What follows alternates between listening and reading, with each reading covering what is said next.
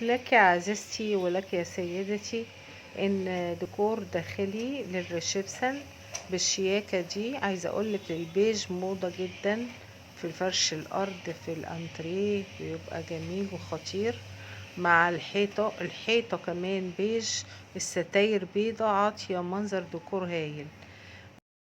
كمان هقدم لك شوية نصايح حلوة على شوية تعليمات وشوية إرشادات كده، نصايح حلوة هتفيدك إن شاء الله. هنا الشخصية دي رشت مثبت الشعر على الشراب، بحيث إن إنها تلم حتة مبقعة في السجادة بالشراب بالمثبت بتاع الشعر. لقط الوساخة من السجادة. هنا دي زي بكرة كده، لفت عليها شوية بلاستر ولمت التراب من على السلك بطريقة سهلة. وهنا هي جايبة زي عجلة كده زي ما انت شايفة، بتلم فيها الحاجة بتاعة المطبخ، بتلمها من حتة ترصها في حتة بطريقة سهلة، بدل ما تفضل رايحة جاية بالحتة وبالواحدة. لا، جايبة العجلة دي. هنا هي نظفت الكوتشي بحتة من شمع على واحد وواحد لأ.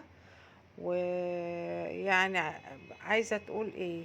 مش فاهمة انا هي عايزة تقول ايه. هنا هي عملت شمع العسل، فاللي فاهم يا بنات يقول لي في كومنتات. هي جابت المعالق دي ولزقتها بشمع وعملت منها فواطة، دي مفهومة حلوة تمام.